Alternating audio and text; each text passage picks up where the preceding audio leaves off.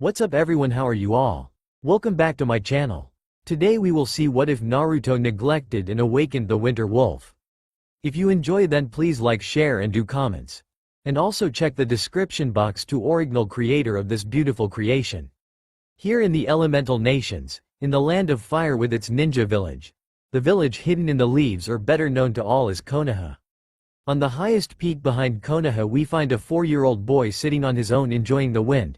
He is Naruto Uzumaki Namikaze, though it's a surname he's come to dislike because of his family who has basically completely abandoned him by now. It all started 2 years ago when his mother basically started ignoring him in favor of his 2 siblings. After 2 months Naruto realized that he pretty much doesn't have a place in that family anymore, but he still had hope. One thing should be known about Naruto, and that is that even though he is young he is incredibly smart, so figuring out the past and how his parents fawn over his siblings wasn't all that hard. With his intelligence it was easy for him to unlock his chakra, hoping it would be enough to impress his parents, but alas, it was simply shrugged off. One thing that has been bothering him for a while now is the fact that a soft voice within his head has been calling him every few days, and the time in between has been getting shorter and shorter lately, with the voice getting louder. Lying down on his back and closing his eyes, he thought back to the events of the past he's been able to piece together through hearsay and documents he managed to find in his father's office and his study at home. Flashback. 4 years ago, in the village hidden in the leaves, the 9-tailed fox was released from his seal and was controlled to go on a rampage and nearly destroy the village. The seal was weak due to the fact that his host, or otherwise known as a Jinchuriki, was giving birth. The woman that was in labor was called Uzumaki Kushina. She gave birth to 3 beautiful children. The eldest a boy called Naruto, the middle child a girl called Mito, and lastly the youngest of them a boy called Menma. The eldest of the triplets had bright blonde hair, the bluest eyes you have ever seen. The middle child had lovely red hair and dark bluish-purplish eyes with 3 whisker marks on each cheek.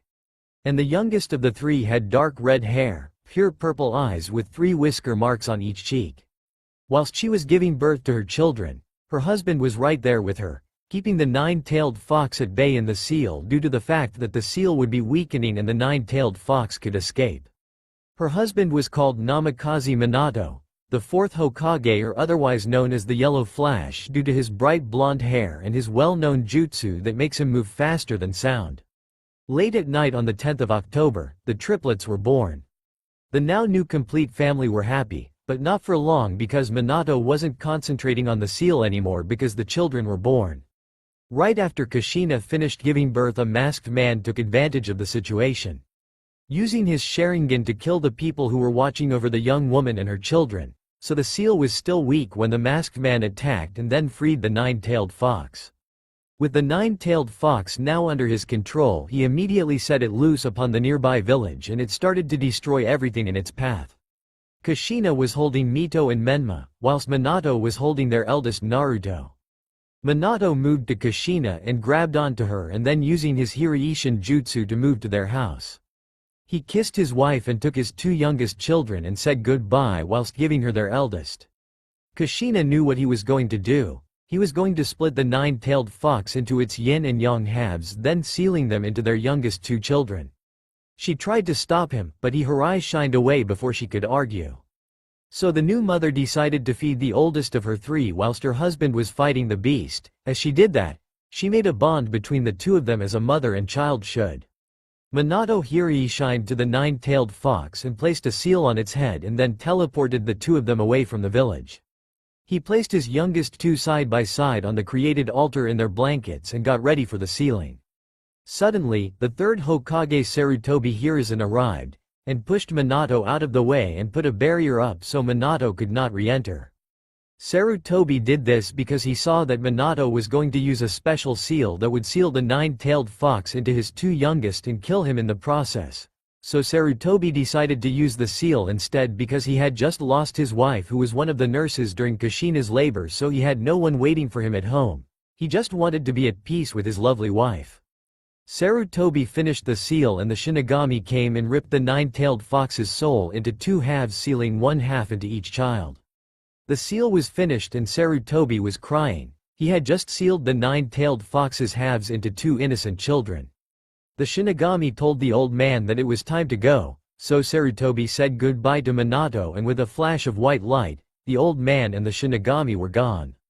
The barrier around the two children was now gone, so Minato shunshined to them, picking them up and checked the seals. Hiruzen had really done a splendid job, so he wouldn't have to redo the seal. Minato Harai shined back to his house with his two children in his arms. Kushina was sleeping on the bed with Naruto. Minato placed the two youngest on the bed with Kushina and picked Naruto up and laid him down in his cradle. Minato, calming voice, Kushina, honey. Wake up, you still need to feed your two youngest. Kushina, shocked voice, Minato? How are you still here? I thought you were going to seal the nine-tailed fox into the two. Minato, I was, but then Hiruzen came and said that he should do it. Before I could stop him, he put up a barrier. He sealed the nine-tailed fox's halves into Mito and Menma. Yin half into Mito and Yang half into Menma. Kushina and Minato felt sad for the loss of the third Hokage. Minato, calm but slightly sad voice, Kushina, he wanted us to live. To raise the children together. He saved the entire village from the nine-tailed fox by sealing it away. He is a true hero. Kushina, proud voice. You're right, Minato, Hiruzen is a hero. Minato, calm voice. So Kushina, you need to feed the two. Kushina immediately picked up the two and another bond was formed, but this time much stronger. After a bit, Minato joined them on the bed while forgetting Naruto, who was sleeping nearby.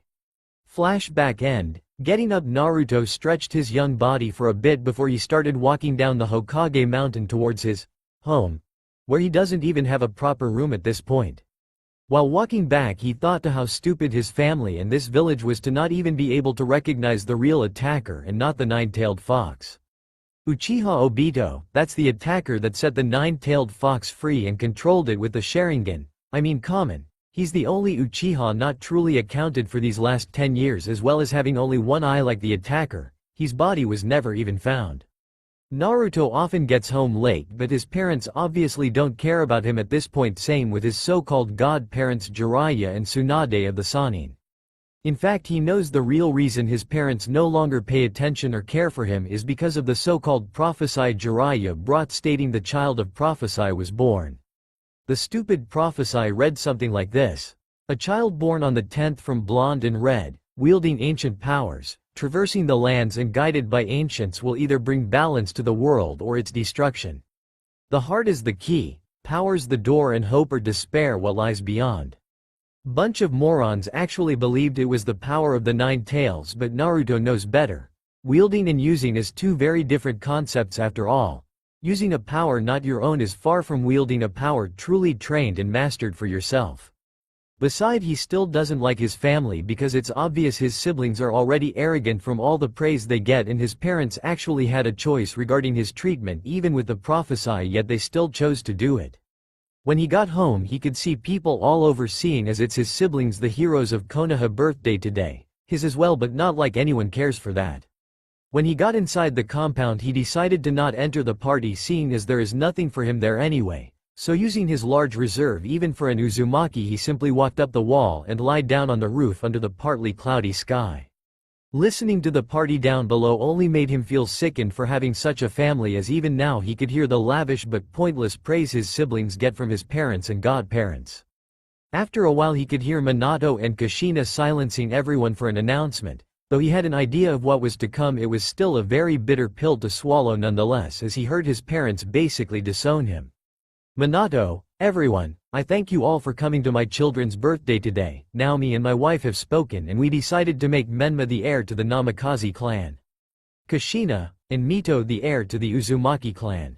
Listening to them proclaiming it so loudly and happily struck a wound deep in his heart that would probably never heal, and hearing his siblings, godparents and the various clans cheering only made it worse. So he got up, went down the wall to a storeroom where all his stuff is kept. Reaching there, he fished out an old storage scroll and stored everything he needed for leaving in it. Jumping out of the window, he made his way to the village center and stealthily broke into some shops, looting their food, medicinal supplies, weapon like shuriken and kunai, and finally clothes. Barely 10 minutes had passed and he was well on his way out of the village via the Hokage mountain he knows so well. Besides, he now has a voice in his head guiding him as clear as day to its location. Yeah, that's right. When the announcement was made, the voice finally cleared up and told him to go to where it is hurriedly, as it doesn't have much time left. Having no other plans for his current situation, he gathered his stuff and set off. If Naruto had stayed longer on that roof, he would have realized it had become eerily quiet, with only whispers here and there as the people were reeling in shock at a single question that was asked by one of the Junin who was close to the Hokage and his family. It would become a question that would haunt them for years to come. Junin, Hokage-sama. Minato, yes? Junin, what about your oldest, what about Naruto? It's been a month since his birthday and him leaving Konoha. So far it had been a considerably dangerous journey that he had managed to only do thus far through sheer dumb luck. Hell, there was even a time in the second week when he was forced to fight two bandits, gaining multiple cuts and bruises but also killing the two through sheer tenacity. It took him more than a week afterwards to get over his first kills despite how hard he had fought them. Now here he stands on a shore looking out over the water to a distant land he could barely see with his eyes, all the while knowing that whoever or whatever is calling him lies in that land. After resting for a couple of hours, he started building a raft, as he was sure his current stamina wouldn't be able to sustain him in water walking all the way over there. His chakra yes, his stamina definitely not. Taking a good hour to build a proper and sturdy raft, he pushed it out onto the water, got aboard with his scarce belongings and pushed away with his makeshift oars to start his rough and stormy journey through the troubled waters of what was once Uzushigakure. After a good 5 hours at sea, his raft finally landed on its shores and he crawled off of it exhausted but happy to be alive nonetheless. Resting for half an hour, he finally managed to get to his feet and took some of his rations to eat alongside some of his remaining fresh water. After this month-long suicide trek, one could see that Naruto was considerably slimmer than before, as well as somewhat muscular in areas he obviously used a lot. Now that he was finally here, the voice was crystal clear and he could hear its deep voice egging him on towards the highest mountain on this land, which turned out to be another good 3 hours of walking, in which he finally found the cave it was leading him to. When he went inside, he found a colossal slab of unknown material with what looked like a complex seal on it. Puzzled, he was standing there when he felt the voice in his mind once again. Blood is what the seal needs, child. Only then can it tell you are an Uzumaki and worthy for the door to open. After hesitating for a bit, he cut his palms slightly and smeared blood onto the center area of the seal, causing it to light up brightly, forcing him to close his eyes. When he opened his eyes again, he found a tunnel leading deeper inside and the colossal slab was gone without a trace. Following the tunnel deeper, he eventually reached a large underground cavern. When he entered the large cavern, he was shocked to see mountains upon mountains of riches, but what shocked him the most was the large seal in the middle of the room, housing the biggest beast he had ever seen. A wolf that could easily stand face to face with the Hokage faces of Hokage Mountain. Relieved voice, child, you have finally arrived. I no longer have time. Naruto, questioning voice, just who? No, just what are you? Slowly gets up, speaks in a deep, ancient yet majestic voice, child. I am immortal Zeras, wolf of the White Winter, and I am the one who has called for you. You have done well to reach me despite being so young. Naruto, calm voice, I see, so you are the voice in my head, so for what did you call me all the way to this desolate place for? Zeras, calm voice, child, I called you for two things, one of which you had already passed. Even now I can feel the sword reacting to you. The other is something I wish to ask of you. Naruto, calm but slightly annoyed voice. Just what is it that you would call me so far from home for? And stop with the child. I have a name, you know, it's Naruto. Zeras, calm voice, alright. Naruto, I have existed for a very very long time, and in that time I have only continued to grow stronger as all chakra beasts do, but you see I have reached a limit, which is my body, and the only way around this is for me to become a tailed beast-like existence. Naruto, questioning voice? Like the nine-tailed fox? Zeras, calm voice, indeed. You see I can become a tailed beast by myself, but it would take years to do that. Now this is where you come in. I need you to gather chakra steadily, which I will take from you as you gather it. Using that chakra combined with my own, I will slowly but surely shed my physical body and become this world's first natural-born tailed beast. Naruto, suspicious voice, I see. But let me ask you this. Why should I do this? Even better, why should I trust you? Zeras, calm voice, I am glad you didn't blindly accept my request but question it instead. You see this seal surrounding me? It was placed by your ancestors here not only to keep me sealed away, but also to select the compatible one for both myself as well as the sword. Naruto, calm voice, and you believe I am this compatible person? Zeras, calm voice, indeed. Naruto, you obviously have not used chakra paper yet to see your affinities. You see, I believe you have a Kekkei Tota, otherwise I wouldn't have been able to feel your presence so strongly. It is something related to cold and winter, that is also why I was able to feel you from such a vast distance. Naruto, somewhat surprised voice, a Kekkei Tota. I see, well if that is the case let us begin, no use in idling about after I've come all this way already. Zeras, indeed, let us begin. After saying that, Zeras taught him the shadow clone jutsu first and foremost so they can start gathering chakra for him to take. After creating the clones, Naruto was ordered to take the ancient blade from its stand, which he did. When he took the blade he could feel a small piece of his soul separate and placed into the blade. With that finished, Naruto was told to sit cross-legged with the blade across his lap so he may enter what would later become known as Jinzen. The reason it being later is that his blade had not yet become a Zanpakuto for him and he had now started the process of its birth.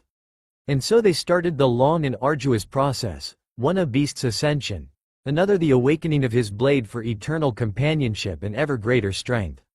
Hours turned to days that turned to weeks and then months as nothing but silence filled the cavern. By the time 6 months had gone by, Zeras had finished his ascension and awoke to release a roar that was heard and felt by all in the elemental nations, especially the 9 original tailed beasts who were shocked to feel another of their kind yet different as well. Naruto as well was awoken from his long session of performing Jinzen, which had great results as his Zanpakuto spirit had formed but was, for a lack of a better word, still an unborn child. Looking up he saw Zeras still with the same look but now more ethereal with ice particles floating around him. Zeras, calm voice, I see you have awoken, Naruto. Good, thanks to you I have achieved my dream of ascension. Now I believe we can move on to the final part of our time together. Naruto, calm voice, what do you mean, Zeras? Zeras, calm voice, I mean I will be fusing myself with the spirit of your Zanpakuto to form an entirely new spirit that houses all of my knowledge I've gathered of ninjutsu, taijutsu and weapon handling. Naruto, shocked voice, but, if you do that you will stop existing.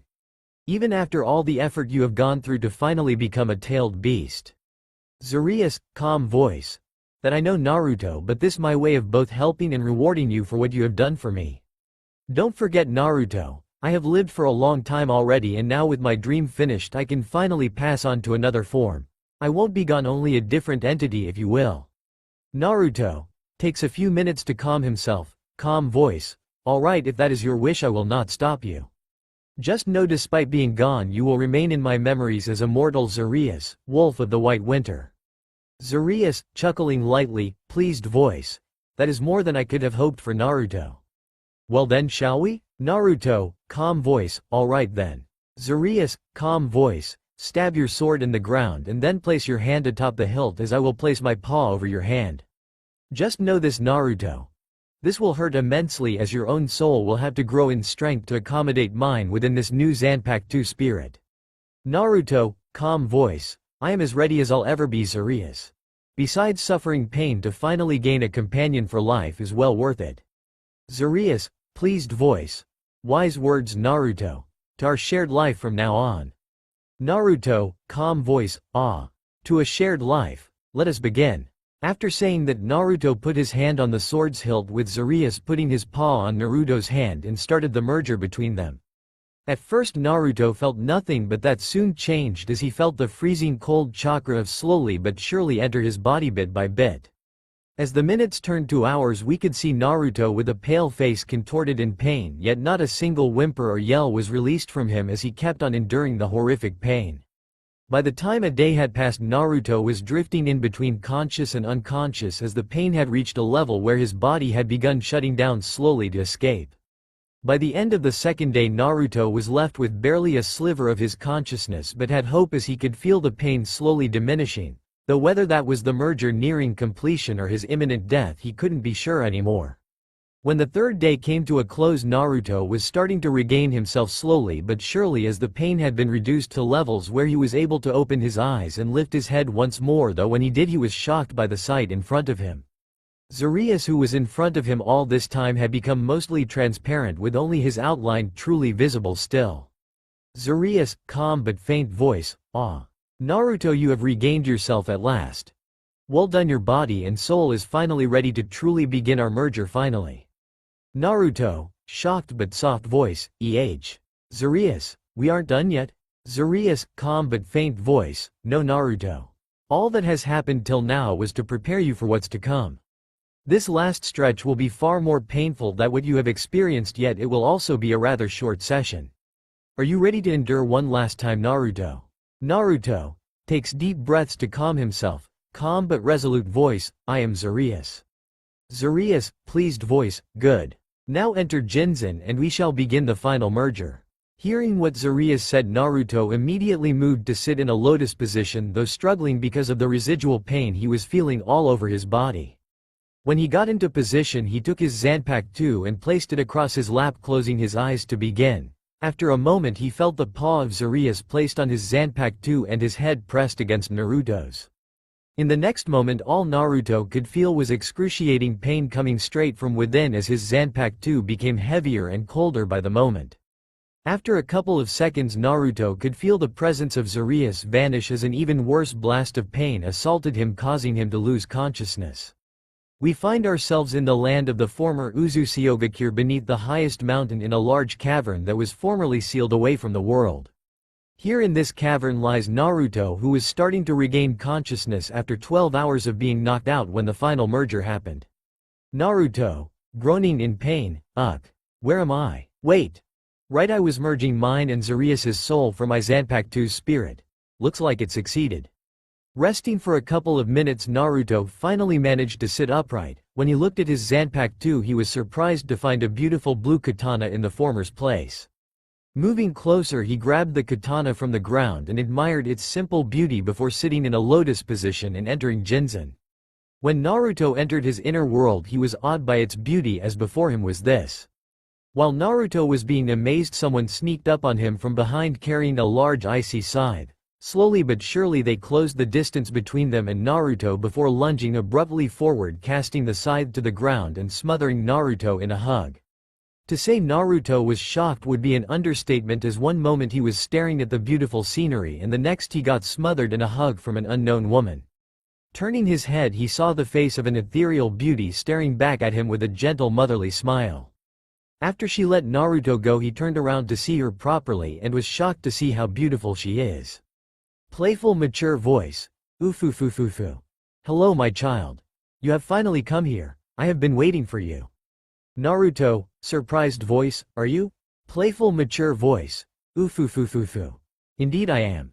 Now you must leave first for a bit, okay? And remember to call my name, it is." When Naruto closed his eyes for a moment before opening them, he found himself back in the cavern. Taking a moment to calm himself, he slowly stood up before placing his Zanpakuto in its sheath and taking an ei stance and speaking the name of his partner for life now. Naruto, calm voice, "Smother the lands.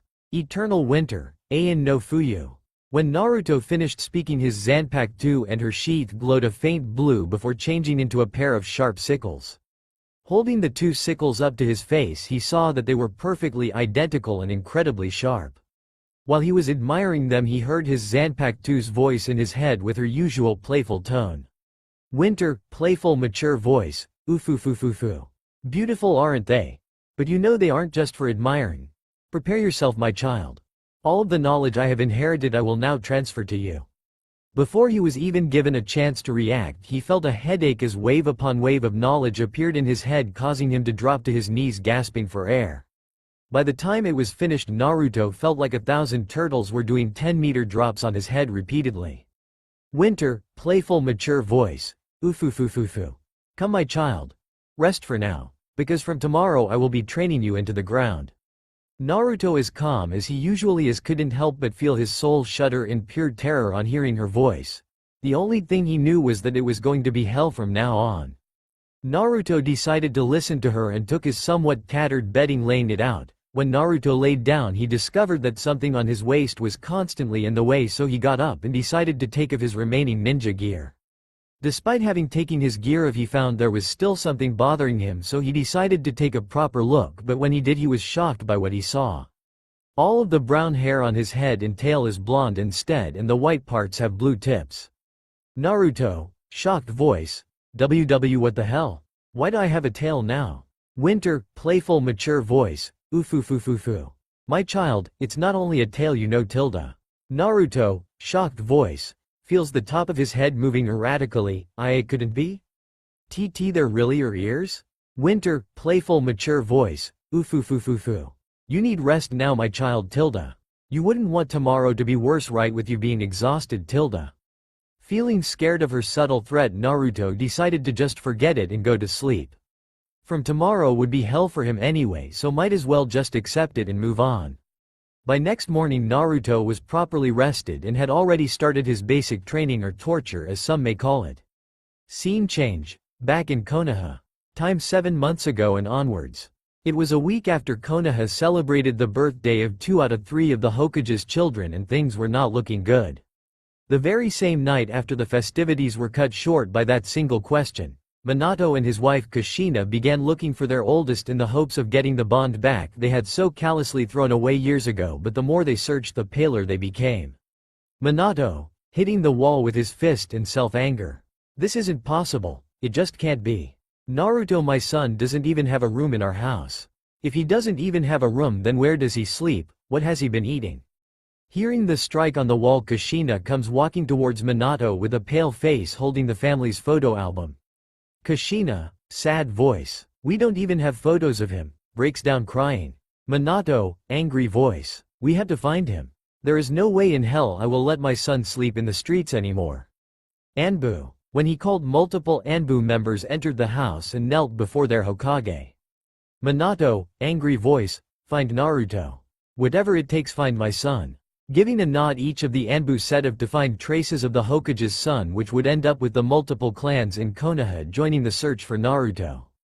By dawn, traces of Naruto was found all over the village at the various stores he had broken into, but after that no more traces was found of Naruto within the village of Konoha. Angry Minato ordered his shinobi to search outside of Konoha for anything of Naruto, but nothing was found in any of the directions of the nearby countries. After a month had gone by, nothing was still found, and the Hokage and his wife were losing hope by the day. One morning, Jiraiya of the Sannin returned to the Hokage with a piece of child's clothing covered in blood. Minato, trembling voice. No. It couldn't be his. Anbu, take this to be checked if it was Naruto's. Jiraiya, sad voice, Minato. I am sorry. Minato, sad voice, just where?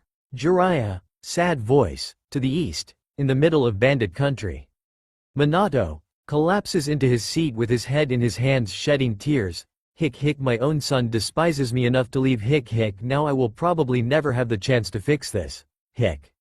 While Minato was crying, the only thing Jiraiya could do was pat him on the back to console him, as he knew he had a hand in what was happening now with the fact that he told Minato and Kushina to focus on Menma and Mito.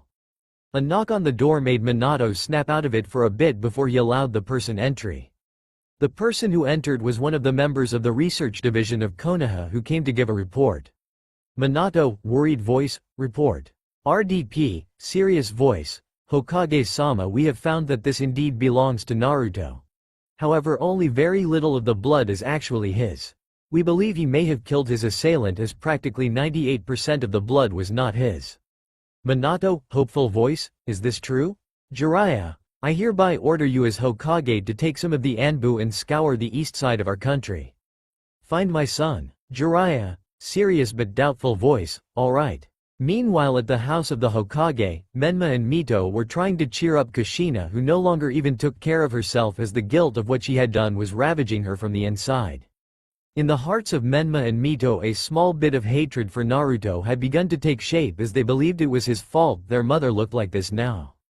Days passed, which soon turned to weeks and months. By the time 7 months had passed, Minato and Kushina had all but lost hope of seeing their oldest child again, so they began focusing their efforts on their remaining 2 children in the hopes that they would one day be able to bring their brother back. Now receiving all the attention and training they want, Menma and Mito became even more arrogant, believing they were the child of prophecy, and being the Hokage's children only worsened this to the point where they looked down on everyone they possibly could. By the time 3 years had passed, the Konoha's intelligence section started receiving reports of a young shinobi bounty hunter. What was odd regarding this young bounty hunter's reports was the fact that he never spoke, only took bandit extermination requests, and always finished within a day, returning his victims' heads with faces filled with despair and horror. By the 4th year, a shocking piece of knowledge was discovered which put the whole Konoha on edge. The young bounty hunter was seen carrying the head of one Aoi Rokusho with the famous Sword of the Thunder God on his back. Aoi Rokusho was a former Konoha Junin-level ninja who had gone rogue after stealing the sword which had belonged to the second Hokage Tobirama Senju. During this 4th year, a picture of him was placed in the bingo book where only his eyes and mixed blonde hair could be seen. By the 5th year, anything from bandit groups to S-rank rogue ninja were on edge the moment he was mentioned. After all the hunting he has done, he had been given an alias in the bingo book along with a flea on site order. In this 5th year he became known as the Winter Wolf, the single most dangerous bounty hunter that could strike fear into the hearts of all. It was at the end of the 5th year which all reports of him being active stopped, causing all of the major countries and ninja villages to go on edge, as a shinobi of such strength doesn't simply vanish into thin air. Scene change, Naruto POV. And so after 5 years of absence, here stands Naruto once more before the gates of Konoha, looking to begin his own clan with his Kekkei Toda as the base. After these 5 years, Naruto had changed into a considerably handsome 9-year-old boy who would be able to melt any woman's hearts despite his extra wolf parts. In fact, the extra wolf parts only served to add an adorableness to his overall image. Naruto had also abandoned his old surname, as he is no longer a part of the Namikaze Uzumaki clan, seen as they disowned him years ago. He now goes by the name Kagidzume, Clawed Paw, Naruto, and his clan will stand by that name for a soft paw for those who need it and the sharp claws for those who deserve it. Looking around for a bit, he moved towards the gate guards and decided to sit down next to the booth with his back to it, closing his eyes with his sword on his lap, waiting for the guards to eventually awake and hopefully notice his presence. It has been 3 hours since Naruto sat down with his back to the guard booth and entered Jinzen, though within it had been 3 days that passed, as the only thing you could hear inside was the sound of weapons clashing rapidly and repeatedly as Naruto and Winter was once again fighting a vicious fight. This was one of the ways that Winter chose to torture Naruto, or was it to train him? Neither was sure after so long. The only thing the both of them knew was that it had made an unbreakable bond between them which only strengthens each time they face off like this. To Naruto, Winter had become a wise yet playful older sister he could always trust his back with, and to Winter, Naruto had become the ideal younger brother she could spoil whenever she felt like it. After another half an hour, Naruto finished the battle within, as on the outside he could feel the 2 guards had awoken, so he said bye to Winter with a hug and left his inner world. When he suddenly stood up right next to the guard booth, the 2 guards Izumo and Kotetsu freaked out and drew their kunais, as they didn't even know he was there. After a tense couple of minutes, both guards realized it was only a kid, so they lowered their guard. Izumo, questioning voice, "Yeah kid, what do you want?" Kotetsu, annoyed voice, "And don't startle us like that." Naruto, calm voice, "First stop with the kid. My name is Kagidzume Naruto, and second, you were sleeping on the job. I've been next to the booth meditating for 3 hours already." Izumo, nervous voice, we were just resting our eyes for a bit, you know." Naruto, calm voice, "Anyway, can I enter the village now?" Kotetsu, calm voice, "Quickly fill in this form and you're good to go, though you will have to go to the Hokage's office for a permanent permit to stay in the village." Naruto, fills in the form, calm voice, "Here you go." Izumo, calm voice, "Let me guide you to the Hokage's office." Naruto, calm voice, "It's fine, I know my way around the village." Kotetsu, suspicious voice, "You been in the village before?" Naruto, calm voice, "Well yeah, I was born here after all." Izumo, calm voice, "Well, welcome back in that case." Naruto, calm voice, "Thanks, I'll be going now." Scene change, Konoha gate guards. A couple of minutes after Naruto left the gate guards, Izumo could see Kotetsu deep in thought, but before he could ask what he is thinking so deeply about, he saw Kotetsu rush into the guard booth and pulling out the bingo book.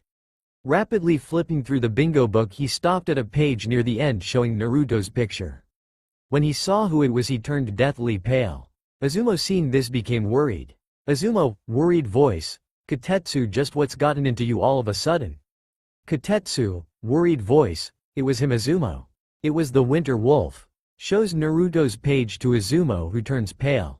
Azumo, worried voice. Keep guarding the gate. I'm going to report to the Hokage right now. Scene change, Naruto. With that finished, Naruto finally re-enters his birth village after 5 years to find some things had changed and some things hadn't. While he was walking, his sensitive nose picked up an absolutely wonderful scent, so he immediately set off after it. After walking casually for a good 10 minutes, he finally came upon a street-side shop called Ichiraku Ramen, which was releasing the mouth-watering scent. Walking in through the fabric dividers, he sat down on one of the chairs and decided to order one of their regular servings to test the taste of this place first. After taking the first bite, Naruto knew he had found his own personal heaven's food. He could even hear Winter giggling in his head at the way he was reacting. Quickly finishing the bowl, he realized it simply wasn't enough, so he immediately ordered 5 more bowls, much to the owner's shock. Scene change, Hokage Tower. It was another busy day at the Hokage Tower with people walking in and out constantly. At the top of the building was the office of the Hokage, where inside you could hear the Hokage cursing constantly as he battles against his arch-nemesis, the almighty paperwork. One of the reasons he was working so hard was so he could finish earlier and be at home with his wife and remaining children. Even now they haven't gotten over Naruto leaving and the things they have done and should have done. As he was working and cursing up a storm, a series of rapid but loud knocks on the door was heard. Minato, calm voice, enter. Azumo, out of breath, respectful voice, Hokage. Minato, serious voice, catch your breath first. Azumo, takes a few deep breaths to steady himself a bit, respectful voice. This is too urgent, Hokage. One of the bingo book entrees has entered the village. Minato, shocked voice, what? Which one? Azumo, respectful voice, sir. It was the. Minato, serious voice. The. Common, spit it out. Azumo, worried voice, the Winter Wolf. Minato, jumps up from his chair, shocked and worried voice, what? Azumo, respectful voice, why yes, but what he said is something that bothers me. He said he was born here.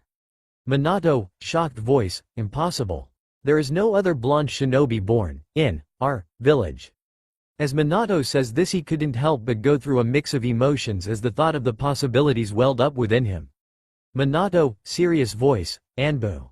Several Anbu immediately kneel in front of him, find him. But under no circumstances attempt to fight him till I arrive and ascertain if what I suspect is right. Receiving their order, the Anbu immediately move around the village in search of Naruto. Scene change, Naruto. While there was chaos in the Hokage Tower, Naruto was currently busy with his 20th bowl of ramen at Ichiraku's. When he finished the bowl, he got his money out and began counting out the amount, but before he could finish counting, he was interrupted by the sound of 2 kids and a red-haired woman entering, much to his annoyance.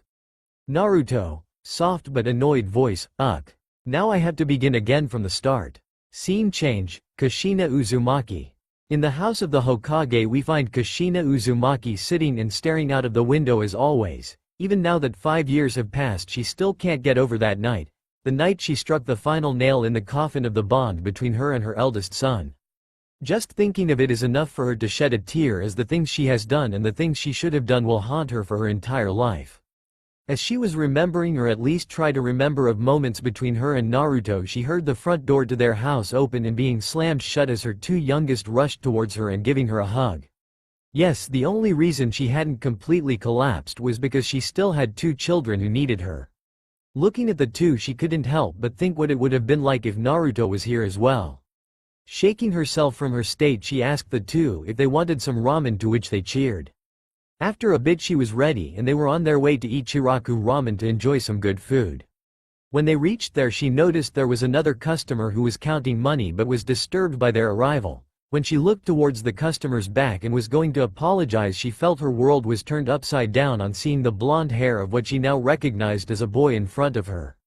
Naruto, soft but annoyed voice, ugh. Now I have to begin again from the start. Kushina, trembling voice, and Naruto? When the boy didn't turn around, she was about to call him once more but suddenly noticed a lot of Anbus had gathered in the surroundings. Looking around for a bit, she noticed her husband Minato and a couple of Anbu heading towards the store, but none of them were looking towards her or the kids, as they all kept a vigilant stare towards the location of the boy. Kushina, worried voice, Minato? What's going on? Minato, serious voice, Kushina, please bring the kids away from here. Kushina, worried voice, no, let one of the Anbu take them, I'm staying here, you feel it too, don't you? Minato, calm but worried voice, huh. Okay then, Boar, please take the children home and then return here quickly. As the Anbu board took the two away from there, much to their displeasure, Minato finally returned his attention to Naruto. Minato, serious voice, Winter Wolf. Just what is it you are doing in Konoha? Naruto turns around to face them, much to the shock of Minato and Kushina, calm voice. It's not, I've been banished from the village, now am I. Minato, trembling voice, JJ, just what is your name? As Hokage I command you to tell me. Naruto, calm voice, my name is Kagedzum. Naruto. On hearing his name, Minato turned a pale white and Kushina broke down in tears. Naruto, calm voice, now then, if you don't mind, I still have to go file the papers for my clan's establishment and apply for a temporary apartment. I will also have to file my papers for the academy. Kushina, trembling voice, Naruto, wait, please wait. Naruto, calm voice, what is it, Lady Kushina? Hearing the way her oldest call her was enough of a shock for her to faint, but before she could hit the ground she was caught by Minato, who managed to snap out of his shock. Minato, sad but resolute voice, Naruto, you can't create a new clan. You're still a part of the Namikaze Uzumaki clan and part of our family. Naruto, annoyed voice, no, I am not. You disowned me, remember? And as part of your family, don't make me laugh. You and your wife never considered me a part of your family. Minato, sad but confused voice, what? Naruto, we never disowned you. Naruto, calm but annoyed voice, oh really, Konoha laws, Law 573, Section 9 verse 4. When the younger siblings are named heir of the family and none is in opposition, then the former heiress is by default considered inept and with immediate effect disowned from the clan. Still think you didn't disown me. Minato, confused scared voice, what? But, that isn't possible, it just can't be possible. Naruto, calm voice, good day to you then, Minato Namikaze Uzumaki and Kushina Namikaze Uzumaki, but I have matters to attend to now. With that, Naruto turns around and leaves the Hokage, his wife and all the Anbu present still in shock over what just happened. By the end of the day, Naruto had managed to secure lodging in a medium-class hotel, had successfully enrolled into the academy where he would start the following day, and finally he had managed to purchase land in Konoha to build his own personal clan compound. Tomorrow after the academy he would have to go meet some builders to have them construct a proper home for him and his clan in the future. It was the following day and we find Naruto up early, busy doing his morning exercises before he left the inn and going for a morning run around the village for a couple of times. Of course all of this was done with well over 24 restraint seals on various places on his young body. It was a pity he can't use gravity seals yet, as it would hamper his growth and leave him short, and he sure as hell didn't want to be short. After finishing his morning run he went back to the inn to go get breakfast, but just as he was going to eat his nose picked up a strange smell in the food. Deciding to call the waiter over, he immediately asked what was put into his food and by who. Naruto, deadly voice, I will ask you once, who poisoned my food? Answer or I will kill every single person in this building. Waiter, scared voice, sir, I don't know what you're talking about. Naruto, angry voice, call the inn's manager now. Waiter, scared voice, why yes sir. After saying that, the waiter rushes up to go call the inn's manager and returns a couple of minutes later with an arrogant-looking obese man, which from the very first moment Naruto saw him he could tell this was one of the perpetrators, so wasting no time he grabbed the man's neck and lifted him off the ground. Naruto, angry voice, now tell me who gave you the order or bribe for that matter to poison my food. Manager, scared yet arrogant voice, no one. Naruto, angry voice, don't play games with me. Tell me and I might let you live. Manager, scared voice, oh okay. It was the shop owner on the central street that sells medicinal supplies. He's angry at you for the stuff you stole 5 years ago. The chef of our inn doesn't know about the poison because I dropped it into your food. Naruto, calm but angry voice, oh. In that case you can die then. Before the man has a chance to beg for his life, Naruto broke his neck and dropped his obese dead ass to the ground. Looking over to the frightened waiter, he merely gave them a look before going to his room to go pick up his stuff. After getting all his stuff, he left the inn and proceeded straight towards the central street and the shop of the man who ordered for his death. When he got there, he could see the shop was quite busy already, with people already moving in and out. Naruto went straight into the store and up to the counter in the back so he could ask for the owner. Naruto, calm but serious voice. Bring the shop owner here and do not tell him of me, or I will kill you. PBC, scared voice, yes sir. A couple of minutes later, the shop owner came walking out from the back, arrogantly but visibly paled the moment he laid eyes upon Naruto. Naruto, calm but angry voice. What's the matter, shopkeeper? You look like you've seen a ghost, or could it be you weren't expecting me so early in the morning? After all, by your plans I should have been dead with your poison by now. Now then, let's finish this up so I can get to the academy. Shopkeeper, scared voice, stay away from me. I am sorry, okay. Before he could continue, Naruto had already used body flicker to get behind him and break his neck before dropping his dead body to the ground under the terrified gazes of the surrounding civilians. After dealing with the troublesome shopkeeper, Naruto simply left the shop and started heading towards the academy. 15 minutes later, Naruto had arrived at the academy but realized he was an entire hour too early, so he simply went to his classroom, sat at the very last row in the corner next to the window and started meditating while hiding his presence. Naruto could feel the surrounding nature chakra and also knew that the time for his personal permanent Sage mode's awakening was near. When awakening his Sage mode, Naruto knew his strength would climb to unimaginable levels, as he would functionally have limitless chakra available to him, allowing him to train and experiment with his Kekkei Toto winter release a lot longer than with his own huge reserves. Currently, Naruto's reserves is equal to that of the Hokage, his father, multiplied by 4 times. By the time an hour had gone by, some of the early students started arriving, though none of them were able to sense Naruto sitting there. As more and more students arrived, the classroom started filling up from the front seats, though Naruto gave no response to the noisy students and just continued to meditate. Among all of the students, there were only 2 who was able to spot him, one being a kid with black hair in a style that makes his head look like a pineapple, and the other a girl with blue-black hair and lavender pupil-less eyes that was turning red and getting ready to faint at the mere sight of him. After a couple of minutes, a boy with raven black hair and a brooding expression came in before taking a seat on one of the benches close to the door. A bit after him came another boy, but this one was wearing a cloak with sunglasses and was really quiet. He eventually took the seat next to the path on the same bench as Naruto. After him came 2 of the people Naruto liked least at the moment, which were his younger siblings, though by mere minutes. Though the moment they entered, they were surrounded by their fans and were bragging without restraint. At the same time, the brooding raven-haired kid was being bothered by his fangirls.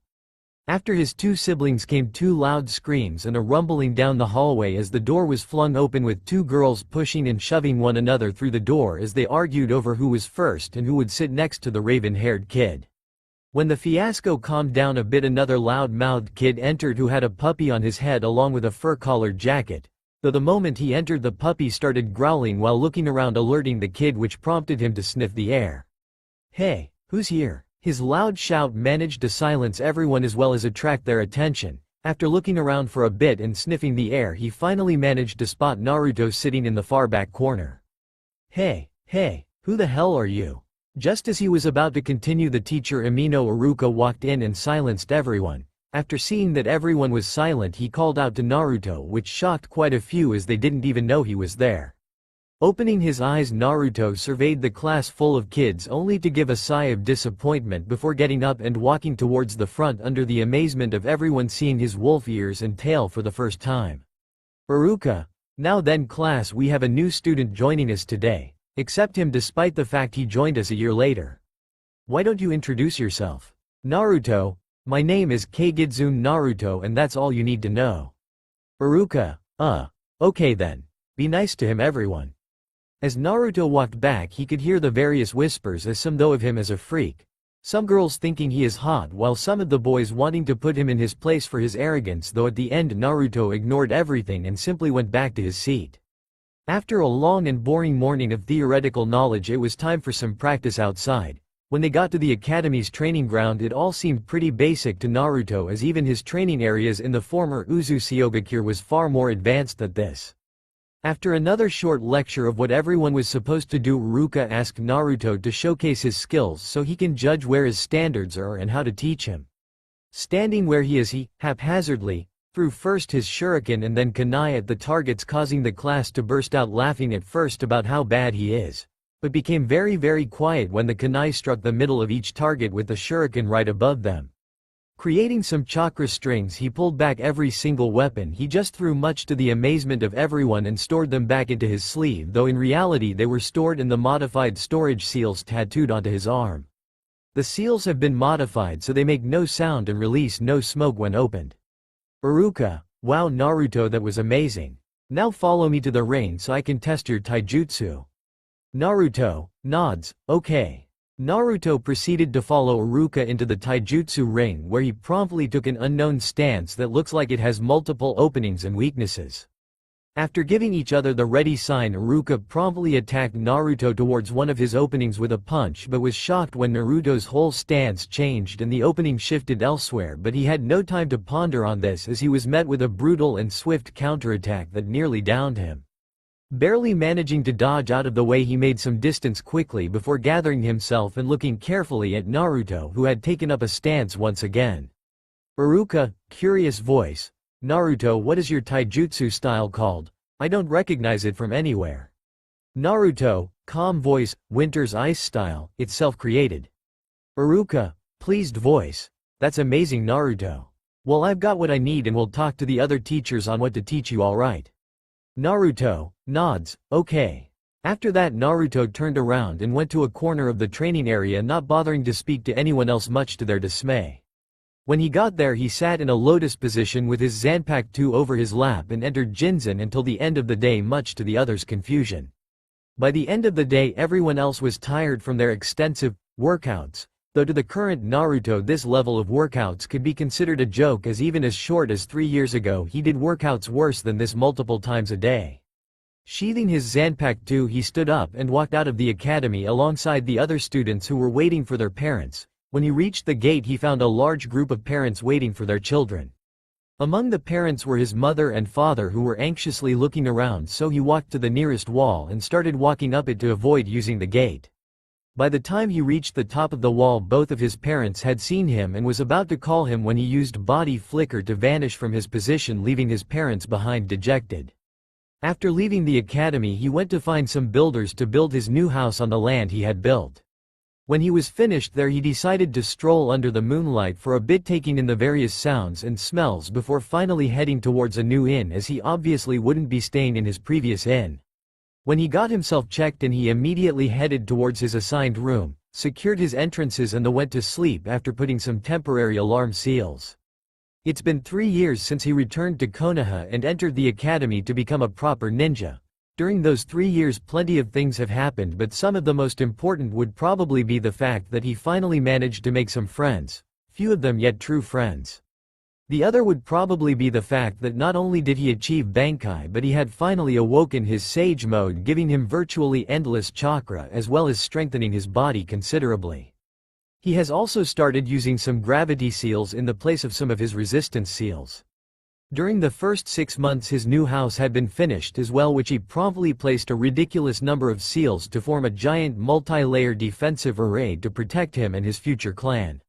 Behind his house was an extensive training area with every possible requirement he could think of. Naturally, the entire perimeter has been marked with seals and added into the defensive array. One of the negative things that has been happening over the past 3 years was the fact that his siblings found out he was their older brother, as well as the fact that he was disowned. Now for some strange reason they have it in their heads to see him as some sort of lowly servant and have tried everything to get him to serve them. Another bad thing would be his parents, who are hell-bent on bringing him back, even going so far as repeatedly getting in the way of his clan establishment just to get him back into their family home as a part of their so-called family. This has also created some serious bad blood between him and his siblings, as they still believe it's his fault for the pain their mother and father suffered years ago. Believing this, they regularly insult him or tries to get him into trouble with the teachers. One other person he also has some serious issues with is Uchiha Sasuke, the raven-haired emo, who seems to think all existence sprouts from his ass and everyone should honor him, seeing as he is the so-called last Uchiha. Hell, the moron even went as far as demanding Naruto to hand over his Zanpakuto, saying that he could use the blade better for his revenge. So yeah, you could say it's been a rather busy 3 years so far. Luckily his monotonous life should change from today on, seeing as it's finally the graduation exams and he'll be able to start taking on missions soon, though he will have to do it with a team. After entering the classroom early as usual, he proceeded towards his spot in the backmost window corner seat, where it's been pretty much decided among the students it is his territory and no one, not even his siblings, are willing to take it from him. After an hour of peace and quiet as he was in Jinzen, he started to hear his classmates enter one by one or in groups and taking their seats, with his teacher Iruka entering right after and using his peculiar and rather common by now big head jutsu to silence the class. Seeing that the class have taken their seats and gotten quiet, he started by explaining what's going to happen today. Basically they will be doing a written test, then moving towards the yard to do the basic shuriken, kunai and taijutsu tests. After that they will return inside to do the basic Academy 3 jutsus.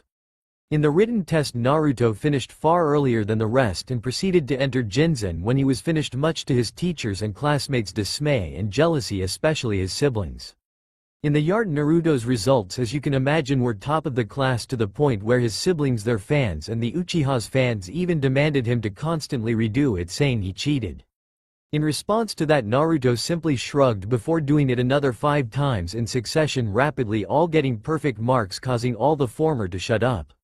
Now they were in their classroom waiting to be called for the final test one by one, and as usual his siblings were bragging and making noise about how they are the best and will one day rule over all. By the time it was Naruto's turn, the majority of the class had already finished, so it was only him and a handful of others left. Walking out of the classroom, he could hear the sneers from his siblings and knew they must have planned something stupid again. When he reached the room for the tests, he immediately knew what they planned, and to be honest, it only amused him. After all, they just gave him the perfect chance. Mizuki, fake smile, pleasant voice. Ah, Naruto, it's your turn now, is it? Alright, do the 3 Academy Jutsu and you will pass, but as your level is so much higher than the rest of the students, why don't you do it without hand signs for extra marks?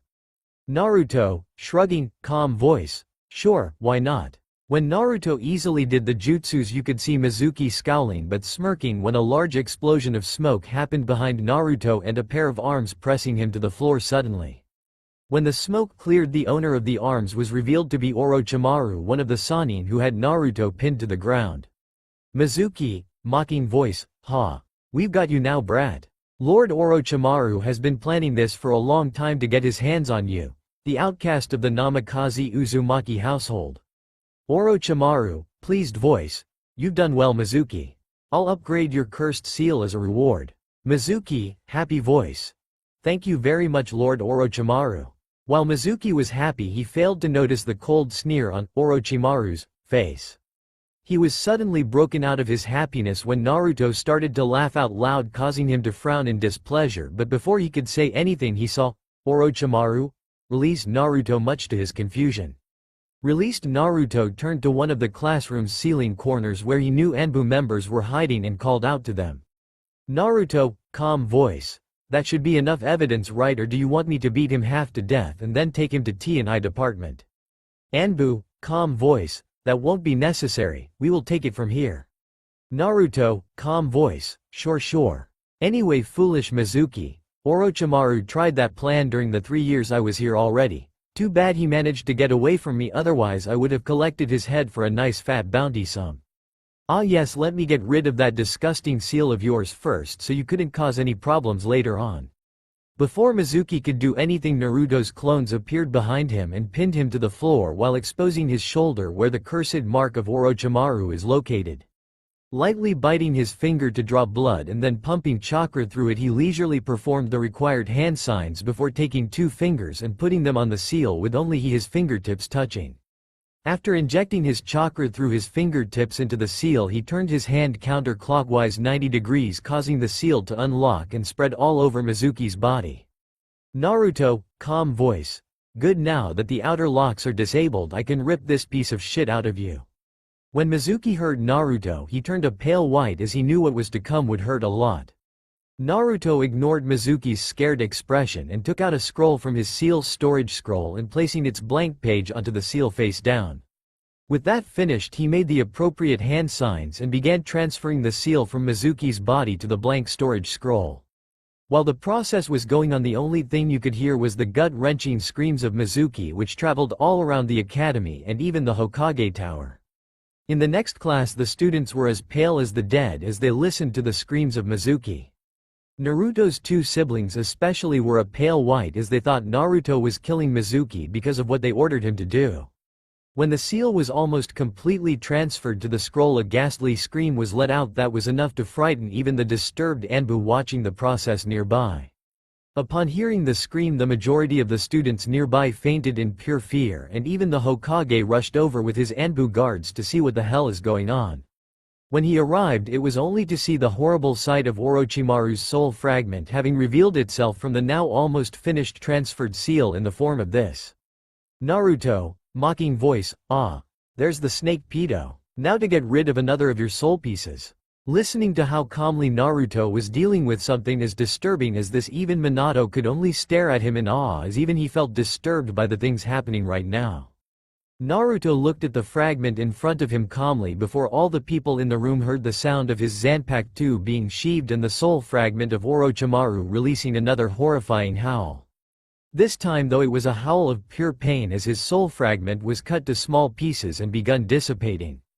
Everyone in the room was shocked, as this is the first time they've seen a soul cut with a sword, as well as the fact that no one could see Naruto swing his sword. Standing up, Naruto gave one last mocking smirk to the now fainted Mizuki before walking up to the desk where they kept the forehead protectors and searched in the box till he found a blue one. Taking the forehead protector and tying it around his neck, he casually started leaving the classroom under the dumbstruck gazes of everyone present. When he was about to exit through the door, he was stopped by the Hokage. Minato, serious voice, "Naruto, please stop." Naruto, slightly annoyed voice, "What?" Minato, nervous voice, "Just what did you do just now?" Naruto, calm voice, "Took my exam, dealt with a traitor and killed off another piece of the snake pedo's soul. The cursed seal is in the scroll I left there." Minato sighs sadly to himself as he can tell Naruto still has no intention to talk to him or any of his family for that matter. Calm voice, "Okay then. You can go, good job on dealing with the traitor." Naruto didn't say anything and simply left out of the room towards his class to enter Jinzen and rest his mental fatigue. When he reached his classroom, he could instantly tell that everyone heard what happened earlier, and more than half was now pretty much terrified of him. Of the remaining, a good chunk was still unconscious from fainting earlier, while the rest, which are mostly the Shinobi clan's kids, were cautious of him. Ignoring all of the stares, he simply walked back to his seat, sat down and entered Jinzen to go spend time with his favorite older sister. After a good 2 hours, Iruka came in with a grave face and started explaining that Mizuki was a traitor and spy for Orochimaru, which shocked everyone. After he finished explaining, he thanked Naruto for dealing with him before he could deal any real damage. Naruto simply took it in stride, as it wasn't really anything significant for him and there wasn't even a bounty on Mizuki for him to collect. To the rest of the class though, it was shocking to know Naruto took down their teacher who was a spy and traitor so easily. After Iruka calmed the class and the final few took their tests, with the grading being finished soon after. Iruka, pleased voice, "Now then. Congratulations to all who passed. We meet up again in 7 days to announce your teams." Hearing the commotion from his inner world, Naruto got up to leave as the others did and immediately used body flicker out of the academy to his house for a well-deserved meal and some peace and quiet. In 7 days he can finally start his missions again. It's been a week since the graduation exam and what happened there. For the past week, Naruto has not left his house once and spent most of his time practicing his sage arts, as he hadn't made too much progress with them over the 3 years in Konoha with all the constant prying eyes. One of the techniques he had managed to perfect was called Sage Arts. Winter Release. The hunt, which created 100 lifelike wolves made from the ice of glaciers. They are capable of working independently as well as a large pack to decimate groups of enemies. Basically, they are shock troops meant to strike first, hard and disorient the enemies as much as possible. What he's been practicing for the last week though is to control the amount of nature chakra he can access at any point in time, so it would become far easier to add nature chakra to his jutsus. With 200 clones continuously practicing for a week now, he had managed to make considerable progress, but because of this his chakra reserves had grown once more and he would have to practice advanced chakra control exercises again. With the day having arrived, Naruto got out of bed, freshened up and went to the academy after locking his house and re-enabling the seal array he had created to protect his home.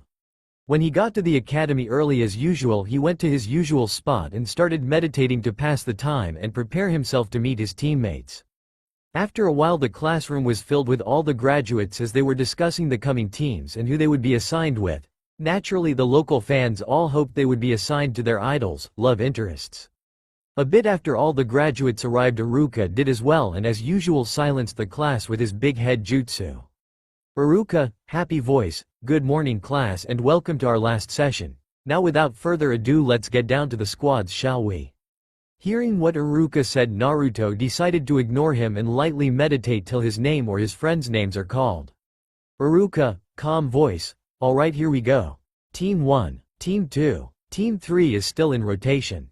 Team 4, Team 5 is still in rotation. Team 6, Team 7 okay. Its members are Menma Namikaze Uzumaki, Mito Namikaze Uzumaki, Uchiha Sasuke, Haruno Sakura, yes. True love wins. Sasuke groans. And finally Naruto Namikaze Uzu. Before he could finish he felt a kunai barely miss his head and an ice-cold voice speak, making him break out in cold sweat. Naruto, it is not Namikaze Uzumaki. My name is Kagedzune Naruto. Iruka, okay Naruto. Naruto, grunts. Iruka, sighs in relief, okay let's try this again. Team 7 Menma Namikaze Uzumaki, Mito Namikaze Uzumaki, Uchiha Sasuke, Haruno Sakura, yes. True love wins. Sasuke groans. And finally Kagedzune Naruto with your teachers Hitaki Kakashi and Namikaze Uzumaki Kushina. Team 8 Aburame Shino, Hyuga Hinata and Inazuka Kiba with your teacher Kurenai Yuhi. Team 9 still in rotation. Team 10 Nara Shikamaru, Yamanaka Ino and Akamichi Choji with your teacher Sarutobi Asuma. Team 11, Team 12, well that's it for the teams. I wish you luck in your missions from now on. Hearing the team he was placed in, Naruto was obviously unhappy as he could make some speculations as to why he is on this shitty team. Firstly, it would be his parents who obviously arranged for this so they could force him to interact with them, and secondly it's the civilian council who obviously pushed for him and Sasuke to be on the same team in the hope he would save their precious Uchiha's life when the time comes. As for how the pink screaming banshee got on the team, that should be pretty obvious too, seeing as her mother is part of the civilian council and is hoping the Uchiha will be screwing her daughter so she can force a marriage. Now he's stuck on this useless team where he will undoubtedly have to cover their asses every single time. Listening around he could hear his classmates chatter, with some being happy and some like him obviously unhappy over their placements. After a couple of minutes the doors opened and the various Junin teachers entered to collect their squads. Kurenai, calm voice, Team 8, follow me please. Asuma, calm voice, Team 10 you're with me, come on. One by one the teams were called by their respective teachers until only Team 7 was left in the classroom. With minutes quickly turning to an hour, the other members of Team 7 were quickly becoming pissed at their late teachers. Sakura, pissed voice, they're late. Menma, annoyed voice, shut up Pinky. We already know that. Hey servant, go get us something to drink while we wait. Mito, mocking voice. Yeah go on servant. Sasuke, calm voice expressing his agreement, but to who? Who the hell cares anyway, HN. Naruto chose to say nothing to his foolish siblings and simply continued to meditate calmly, which only served to piss them off further, knowing he was purposely ignoring them. He had long since mastered the meditation arts and blocking out some nuisances wasn't hard at all. After waiting for another half an hour, during which his two stupid siblings decided to lay some traps and blame them on Naruto as usual, his two teachers finally arrived and triggered the traps, which they dodged with no effort at all. The two trap makers, seeing this, could only clench their teeth in annoyance. Kakashi, calm voice, my first impression of you lot is you are all annoying. Kushina, calm but pleased voice, Now Kakashi, I'm sure they only tried to impress us. Anyway, meet us on top of the roof in 5 minutes. After saying that, they both body flickered to the roof where they were waiting for their students to come. What neither of them knew was that Naruto was already on the roof calmly meditating while sitting cross-legged on the fence behind them. After 7 minutes, the other members of Team 7 all arrived late, seeing as they were supposed to be there in 5 minutes. Looking at them squabbling among one another, even Kushina couldn't help but to reveal a disappointed expression. One thing she did notice immediately was the fact that Naruto was absent from the group, so she immediately started looking around for him, only to find him behind her and Kakashi sitting calmly on the fence. Even though they had already arrived, they still hadn't stopped squabbling, and by now both Kakashi as well as Kushina was starting to get annoyed by their blatant disrespect. Kushina, angry voice, shut up. The squabbling group was scared after hearing her angry voice and quieted down quickly, but were still standing around like a group of morons. Kushina, angry voice. What are you all waiting for, an invitation? Sit down and we can get started, you are all shinobi now. You are no longer kids playing around, and me and Kakashi will be working on your discipline from now on. Now Naruto, please come and join us so we can get started. Naruto simply grunted before using body flicker to his place on the benches a bit away from the others. Kakashi and Kushina, seeing this, knew that he had no like for his teammates and that it would be incredibly hard to get him to work with the others properly. Kakashi, calm voice, now then. Now that we are all settled down, it's time to introduce ourselves. Sakura, questioning voice. Why don't you the teachers give us an example, please? We aren't quite sure how to do it. After saying that, everyone couldn't help but give her weird looks, as she was supposed to be the smartest kunoichi of this age group. Even Naruto couldn't help but show a weird expression on his normally calm face at her stupidity. Kakashi, calm voice, sighing. Alright then, my name is Hitaki Kakashi. What I like is my business. What I dislike is none of yours. Hobbies, I got a few, and as for dreams, never really thought about it. Hearing him got everyone, even Kushina, to put on a weird expression again, as all they basically know now is his name. Kushina, calm voice, my turn then. I am Kushina Namikaze Uzumaki. What I like is my family, glances to Naruto, ramen and being at peace. What I dislike is rapists, perverts and those who abandon their comrades. Like me, she thought to herself. For hobbies, I enjoy taking walks, spending time with family and talking to people. My dream is to unite our family again. Even though Naruto knew she was referring to him, he simply shrugged it off and closed his eyes again, much to the sadness of Kushina and the annoyance of his siblings seeing him, the servant, getting her attention. Menma, arrogant voice, I am next. My name is Menma Namikaze Uzumaki. What I like is my parents and sister, Dango, and being trained by only the best. What I dislike is Naruto the servant. For hobbies, it's ordering people around. My dream is to one day rule over everything. Mito, arrogant voice, I am next. My name is Mito Namikaze Uzumaki. What I like is my parents and only brother, ramen, and getting to boss people around. What I dislike is Naruto the servant. For hobbies, it's ordering people like Naruto around. My dream is to become the Hokage. Naruto simply ignored their foolishness, while Kushina was internally shocked hearing what they said, but somehow managed to put a fake smile on for the sake of her children.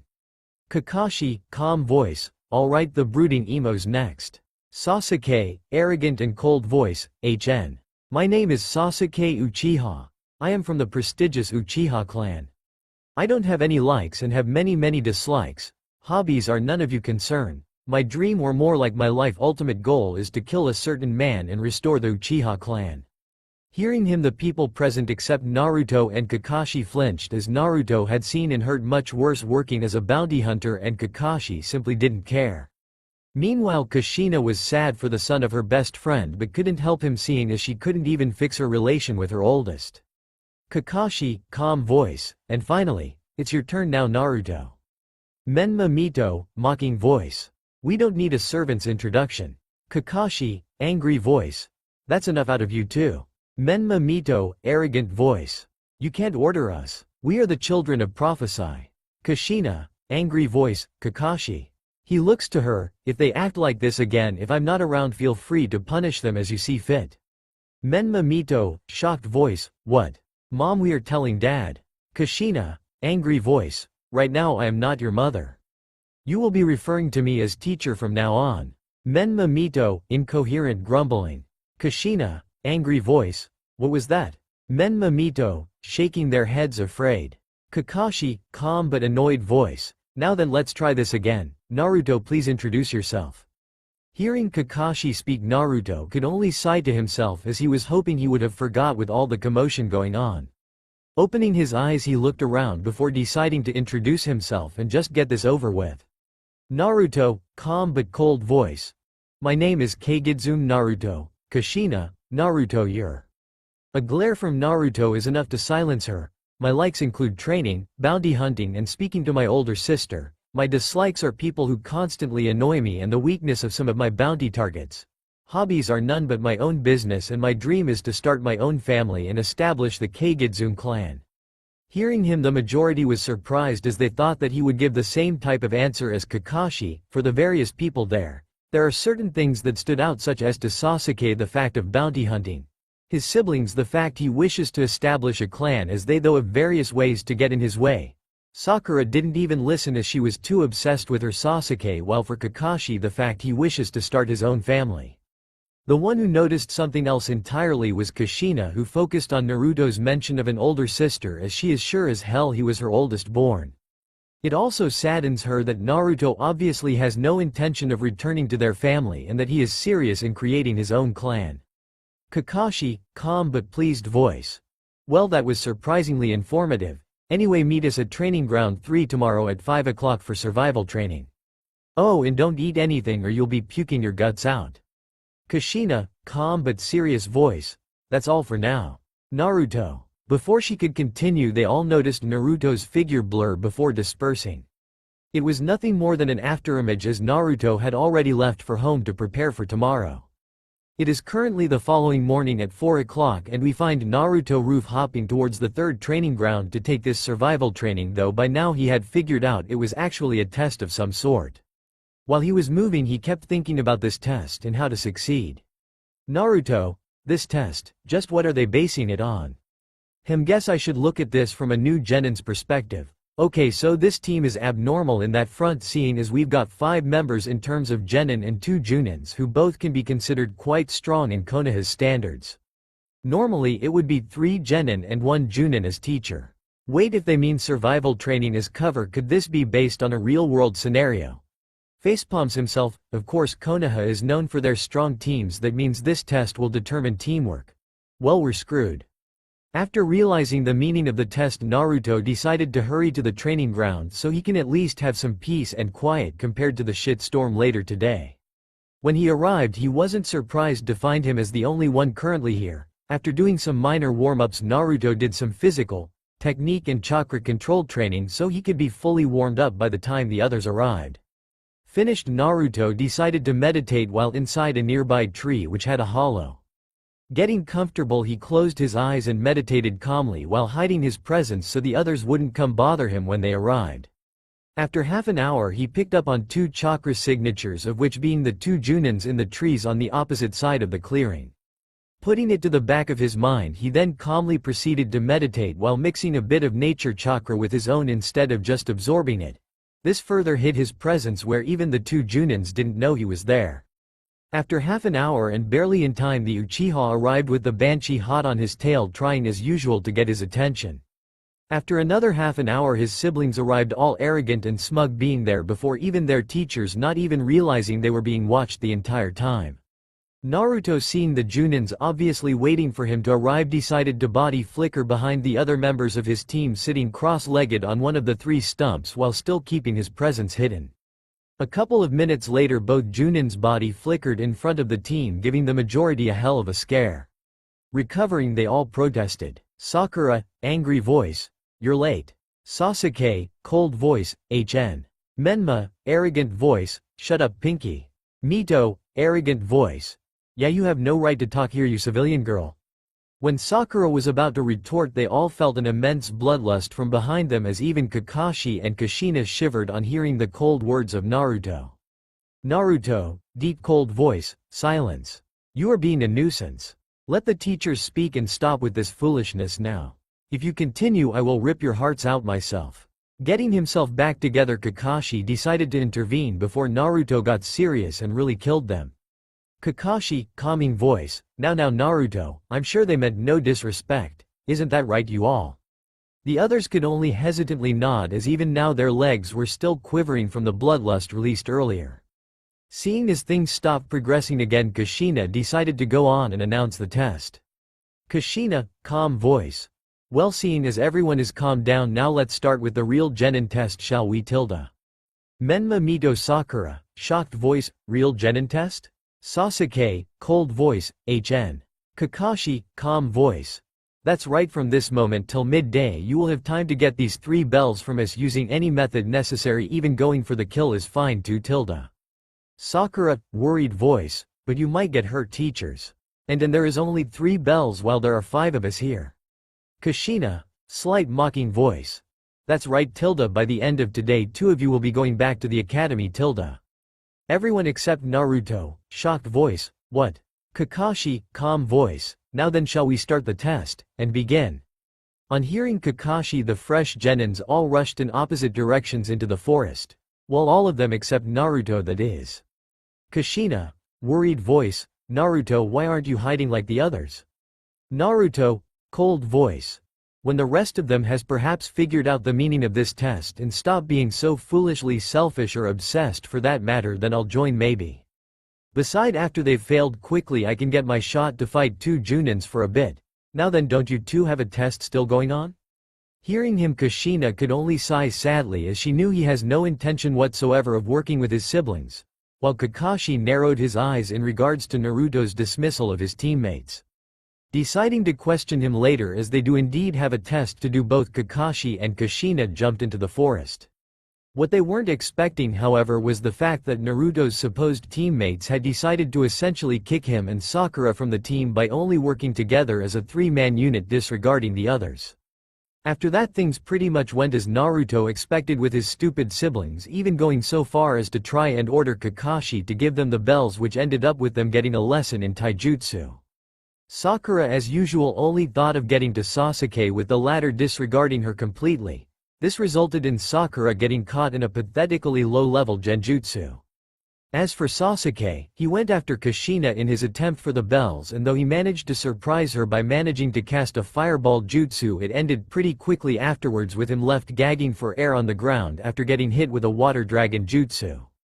Barely 15 minutes had passed and 4 out of the 5 Genins were incapacitated on the ground or tied to the posts unconscious. Even Kushina couldn't help but have a disappointed expression as she looked at her 2 youngest who were currently tied to the posts alongside Sasuke. Before they could proceed further, they heard the voice of Naruto, of which they had forgotten till now. Naruto, calm voice, now that that's finished, I believe we still have a fight between me and you 2 to finish. I suggest you 2 get ready as I'll be taking this seriously. Kushina, worried voice, Naruto, please wait, there's no need for this. We already know how strong you are. Naruto, calm voice, less speaking, more fighting. Without giving them another chance, Naruto disappeared from his spot into the forest, where he promptly did the hand signs for one of his winter-style jutsus. Naruto, calm voice, winter style, winter wolves. After creating the 3 icy wolves, he promptly sent them off inside the forest to circle and surprise attack them from one side or flush them out from cover. With that done, he repeated it another 3 times so he can have a constant presence all over the forest.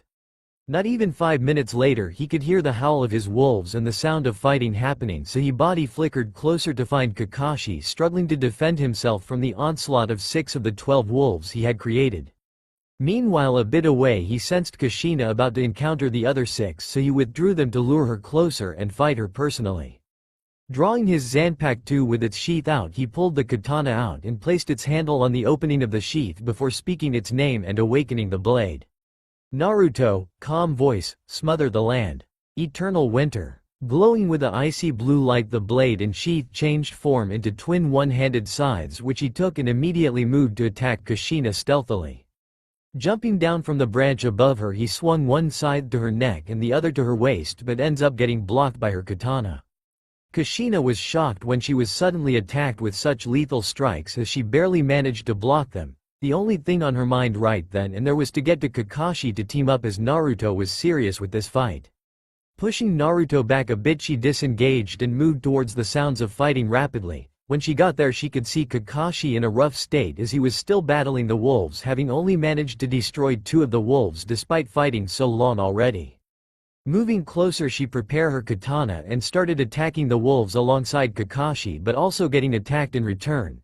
Meanwhile, Naruto was watching from a branch above, a little disappointed she did not fight him directly. Deciding to up the fight some more as they seemed to be having it a lot easier now with the 2 of them, he used another of his winter-style jutsus. Naruto, soft voice, winter style. Winter's winds.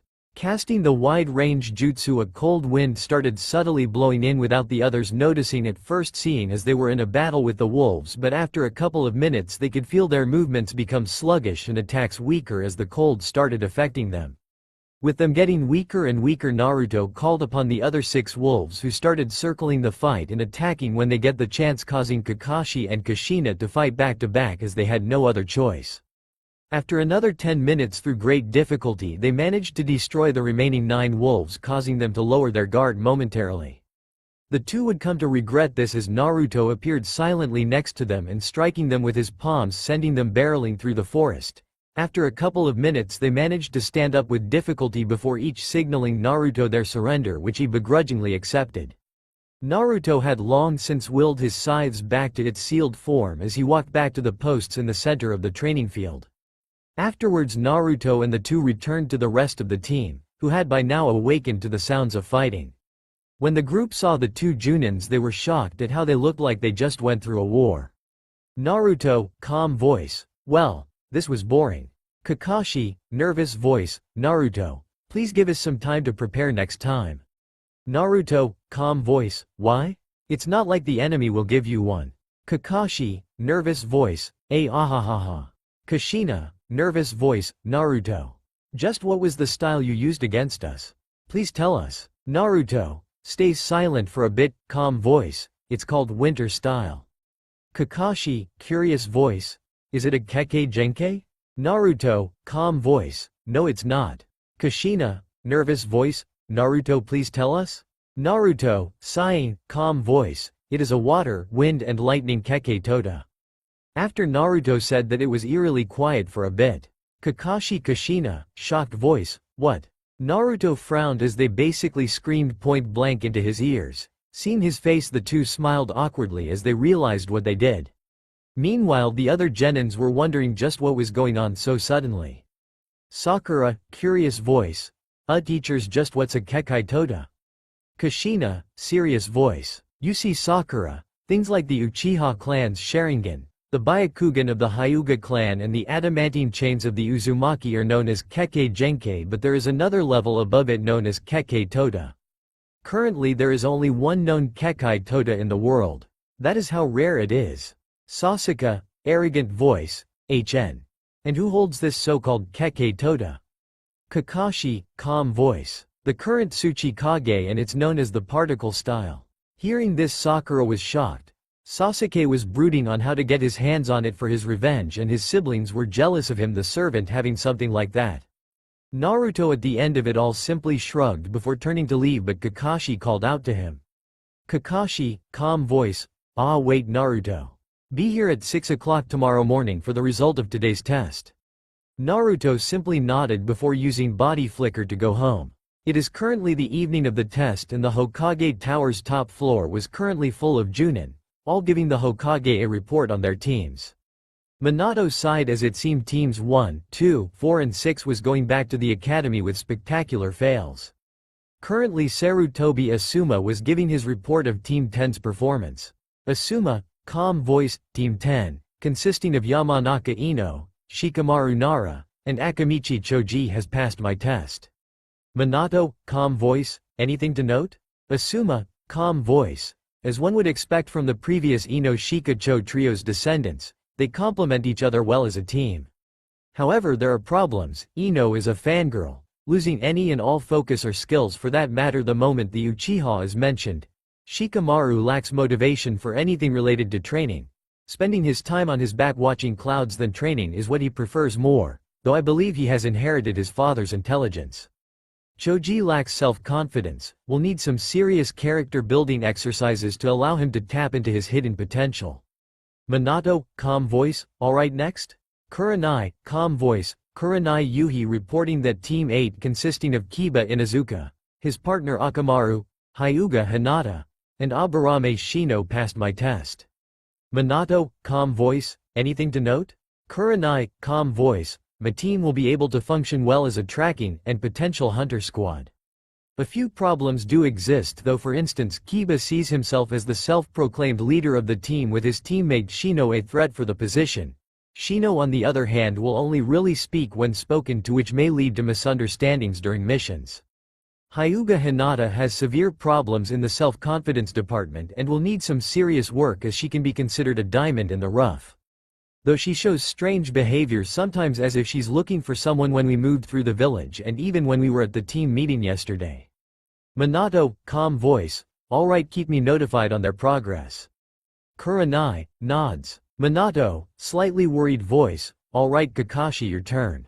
Kakashi, Team 7 consisting of Uchiha Sasuke, Menma Namikaze Uzumaki, Mito Namikaze Uzumaki, Haruno Sakura and Kagidzu Naruto. Unsure. When Kakashi finished speaking, everyone in the room was confused as he is well known for straight-up failing teams if they did poorly. Some secretly thought that it was because the children of the Hokage was in the team that he gave such a vague answer. Minato, confused voice, I don't understand. Either they passed or failed, why are you sounding so unsure? Kakashi, sighing, calm voice. Well, normally I would fail this kind of team even before the test was over, seeing as they in the first place have no respect whatsoever for us, their teachers. Alright, let me start with Menma and Mito. First of all, during the test they have shown no regard for their fellow teammates at all. From what I've managed to gather, they are under the misconception that being your children makes them rulers over everyone. Everyone there was shocked when Kakashi was explaining the children of the Hokage, as it was nothing good straight to his face. Kakashi, calm voice. During the test they even went as far as to demand I hand over the bells to them. In the field this will undoubtedly get them killed or worse, kidnapped, as the enemy obviously will not listen to them. They will require serious work to break this misconception. Next would be Uchiha Sasuke. With him I can say he has skills quite strong for a genin, but once again no regard for his teammates. The only thing on his mind is revenge, and though I don't think it will be immediately, he will undoubtedly become a flight risk in the future if he continues his current way of thinking. Hearing Kakashi, the majority present were shocked regarding Sasuke being a flight risk, though there were some who were pissed at him, seeing as they were supporters of the Uchiha. None of them though were willing to make a scene, as they were after all still in the presence of the Hokage. Kakashi, calm voice. As for the second girl, Haruno Sakura, I'll be honest. As she is now, I don't want her on the team. She is completely obsessed with the Uchiha and shows no worthy skills whatsoever in regards to being a kunoichi. As she is now, she will undoubtedly be killed during a mission outside the village. As a good point, she has good chakra control, but her minute amount of chakra makes the former negligible. With regards to the Uchiha, she has gone beyond the level of a fangirl and at this point is more like an attention-starved puppy. She has potential though. Most of the more knowledgeable Junin weren't that surprised regarding Sakura, as it wasn't too hard to guess who pushed for her to be on this team and what her purpose was, as it sure as hell wasn't meant to be a kunoichi. Hearing people quiet down, Kakashi decided to continue with the last and most problematic member of the team he's been assigned. When he started, most people could tell he was slightly nervous. Kakashi, slightly nervous voice. After some hesitation. Finally, we have Naruto, would be willing to work if he has a competent team. Has bad relations with every member of his current team, but mostly it is from the other side. Highly efficient and ruthless. Myself and Lady Kushina was locked in battle with him after the initial test. We weren't even remotely capable of making him go serious. As of now, I recommend the village of Konoha to treat him carefully, as he alone can annihilate this village and no one, not even Lord Hokage, will be able to stop him. Has no patience for foolishness during missions and briefings and is more than willing to kill his teammates in the case of such things happening. Finally, we discovered Naruto has, on hearing of Naruto's strength, caused all the Junins and even Minato to break out into cold sweat. Knowing that his own son that he basically abandoned is now so strong he can annihilate villages was both frightening as well as awe-inspiring. At the end though, it made him sad thinking back to how Naruto now lives on his own strength and wants nothing to do with them.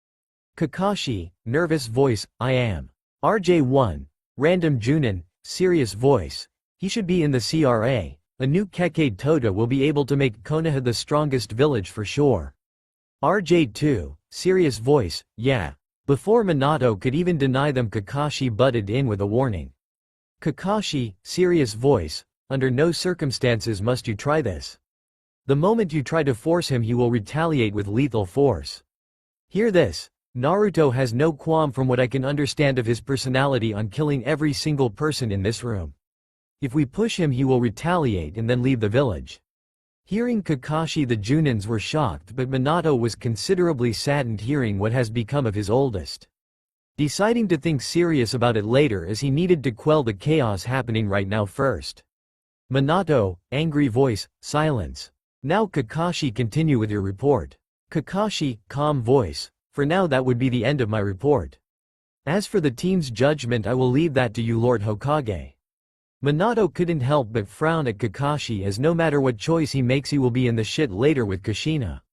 Sitting back into his chair, he closed his eyes to think for a bit. After a couple of minutes in which the various Junins gave him some space, he finally came to a decision.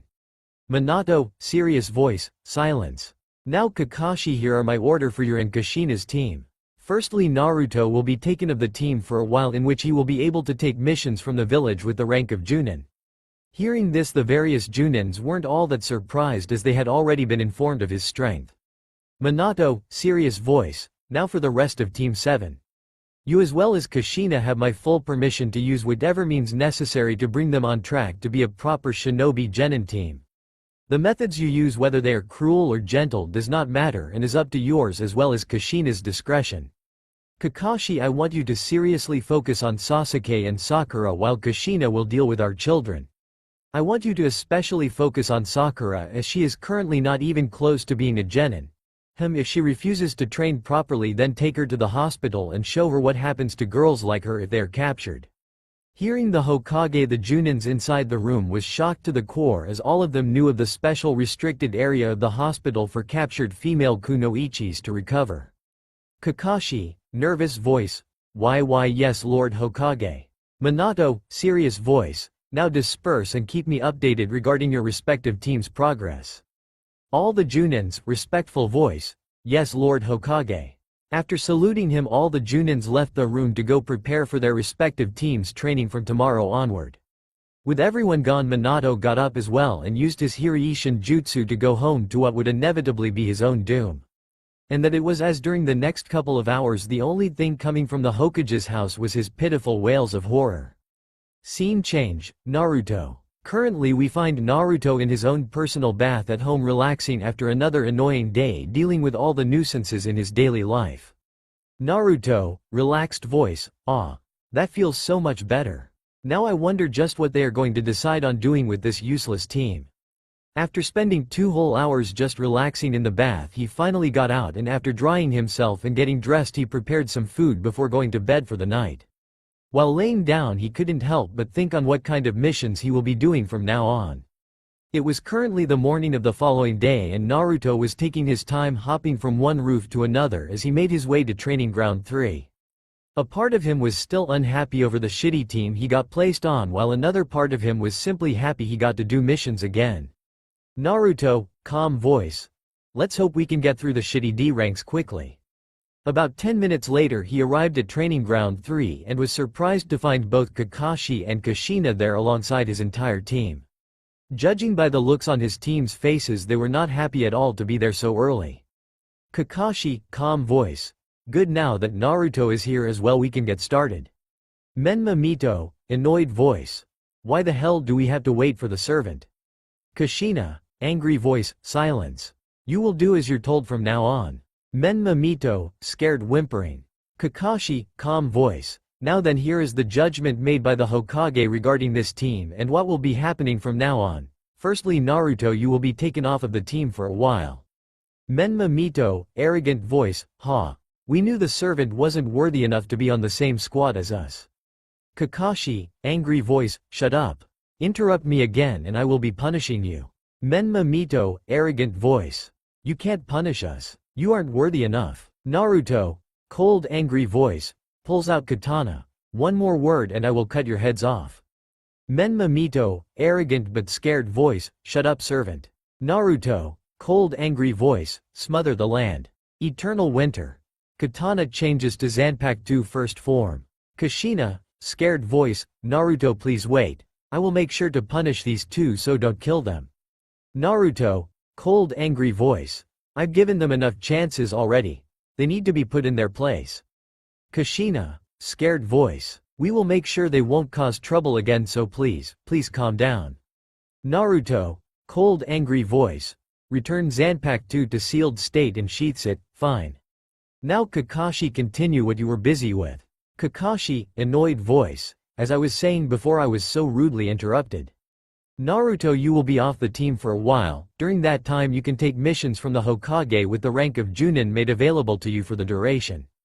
Kushina, angry voice. As for the rest of you, you will be divided into two. Sasuke and Sakura will be undergoing intensive training under Kakashi for the next couple of months, while you two, looks at Menma and Mito, will be experiencing hell with me. Your father and I have decided to train you into proper ninjas regardless of the methods. Naruto, cold angry voice. I will be leaving for a mission then.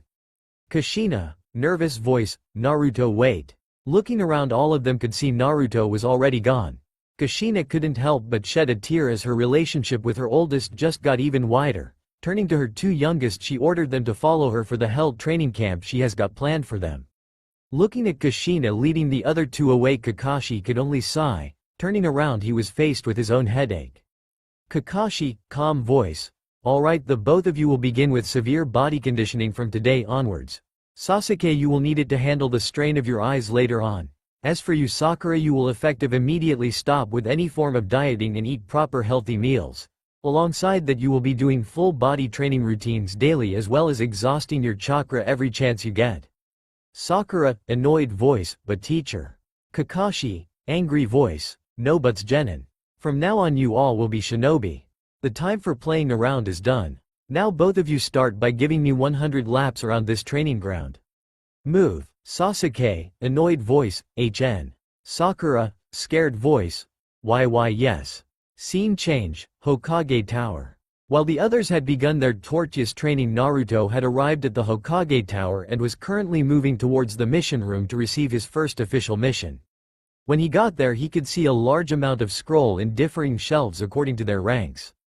Walking up to the counter, he could see the current Hokage, his father, alongside some other Junins there. Walking up to them, he saluted in respect before requesting a mission. Minato, slightly happy voice, ah Naruto. Just what kind of mission are you here for? Naruto, calm voice, bounty hunting or extermination mission.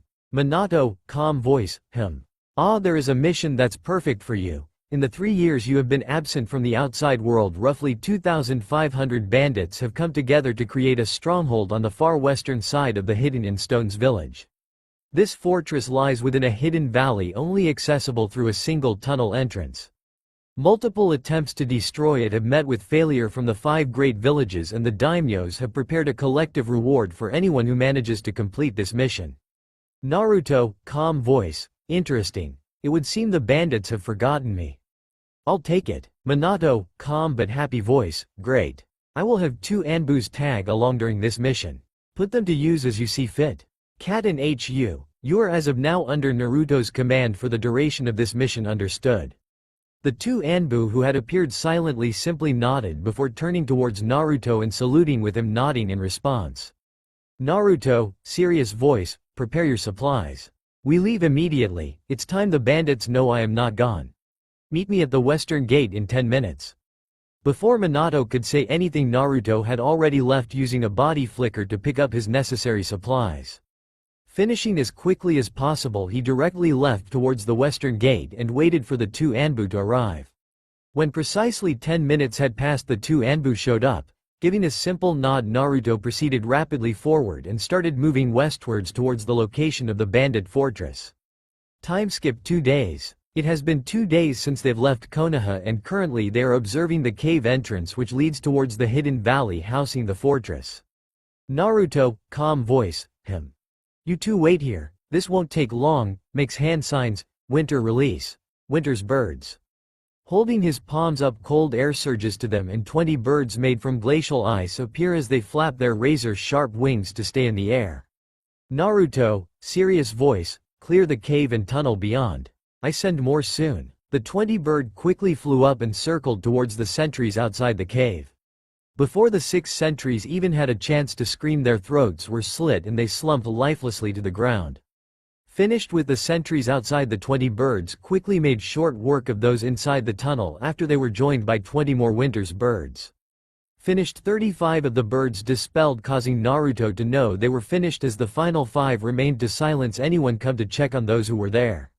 Knowing that it was finished, Naruto signaled the two Anbu to follow, which they did as Naruto moved through the tunnel rapidly and reaching the valley within 5 minutes. What they saw on the other side was a fully constructed fortress teeming with normal bandits and rogue shinobi alike. Seeing this, the two Anbu couldn't help but break out in cold sweat at this suicidal mission they had to complete. Naruto, feeling their hesitation, could only scoff as he started doing hand signs for his sage art. Naruto, calm but serious voice, sage art. Winter release. The hunt, sage art. Winter release. The hunt, sage art. Winter release, the hunt. Now standing in front of Naruto and the 3 Anbu were 300 winter's wolves ready for his commands. Naruto, calm but serious voice, search and destroy. Keep the heads preserved in case some have bounties. If you find captives, guard them while others hunt. I will join you soon. Hearing Naruto, the wolves bowed in acknowledgement before splitting into 3 groups and beginning their assault from 3 different entrance spots they found. Barely 10 minutes on and practically a river of blood had begun flowing down the fort's exits as the wolves were decimating the low-ranking bandits and rogue shinobi. Naruto, calm but serious voice. You two wait here and guard the exit for any low-rankers, let none escape. Hearing Naruto, the 2 Anbu could only nod as they were nervous despite being Anbu for so long. They have good reason to be, as the person in front of them was pretty much decimating an entire army without so much of a flicker of emotion on his face. Naruto, calm but serious voice, smother the land. Eternal winter. Zanpakuto takes its first release form, Bankai. Eternal winter storm. Zanpakuto changes form to second release. Having shifted to his Bankai, Naruto starts spinning his dual-headed scythe rapidly as he speaks the technique's name. Naruto, calm but serious voice, let the deep winter descend. Winter's annihilation. When the technique's name was spoken, Naruto stopped spinning his Zanpakuto and pointed one end to the fortress ahead.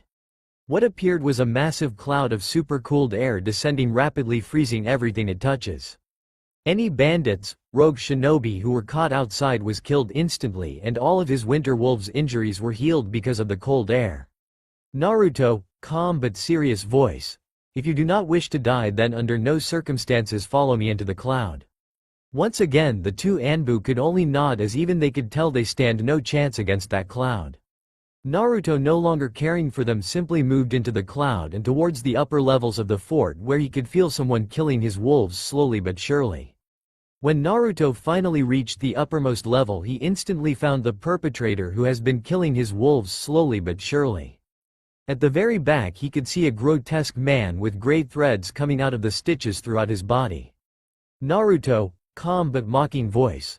Looks like a nice fat bounty has delivered itself to me today. Isn't that right, Heart Stealer? Kakuzu? Kakuzu, calm voice, Winter Wolf, huh? Not someone I wish to meet right now. You even took away my money-making opportunity here. Now if you'll excuse me, I have money to make. Kakuzu, seeing himself at a disadvantage, decided to bail, seeing as there was over 100 winter wolves surrounding him, and now with the dangerous winter wolf bounty hunter here as well, his chances of winning are seriously low. Naruto, seeing Kakuzu getting ready to bail, he quickly went through the hand signs and spawned 20 more winter's birds to attack him. Kakuzu, seeing this, released his strings partially to counter the birds and wolves, but neglected to keep an eye on Naruto, who using his sensitive chakra senses found and promptly attacked 2 of his hearts with deep slashes. Kakuzu, despite being pretty much immortal, couldn't help but grunt in severe pain as he felt 2 of his hearts being cut in half. Naruto was planning to strike a 3rd heart but had to pull back quickly. A large number of strings erupted from Kakuzu's back trying to catch him. With Naruto away from him, Kakuzu used his strength to jump from his current position to one a distance away from Naruto and his winter release jutsus. During the short respite of them staring at each other, Naruto was evaluating Kakuzu and he was doing the same to Naruto, both not making the first move. Waiting for a bit, Naruto decided to make the first move and used another of his winter release jutsus.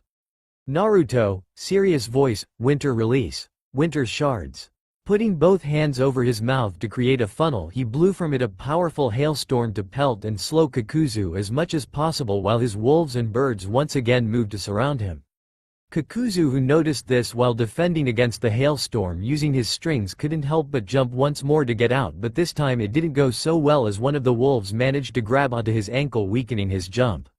Naruto, having noticed this, immediately cancelled his jutsu, took off his Zanpakuto, which was still on his back, and immediately attacked Kakuzu.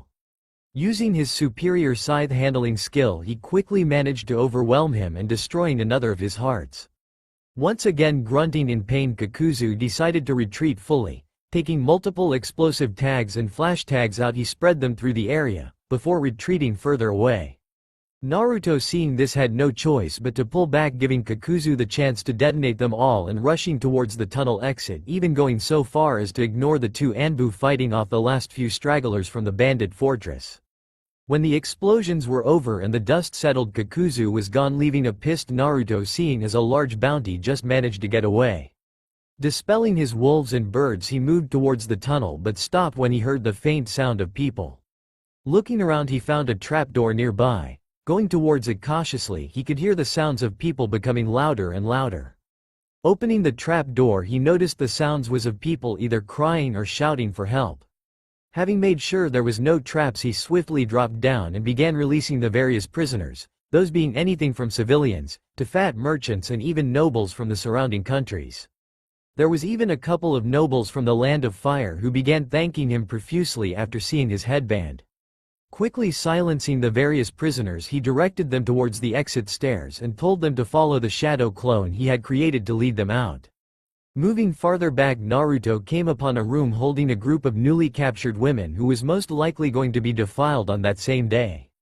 Moving closer, Naruto pulled out his Zanpakuto under the terrified gazes of the women, who ended up shocked when he started cutting the chains holding them down in this vile room. Without saying anything, after freeing them all, he simply turned around and left the room under the confused gazes of the group of women. Once Naruto got outside, he created 50 shadow clones and ordered them to collect every head of the bandits or rogue shinobi still identifiable and store them into the scrolls he gave them. With that finished, Naruto created 100 more shadow clones to carry the former prisoners and drop them off at the nearest city. A couple of hours later, all of the former prisoners were dropped off and Naruto and the 2 Anbu were on their way back to Konoha. That's all for now. If you enjoy, then please like, share and do comments.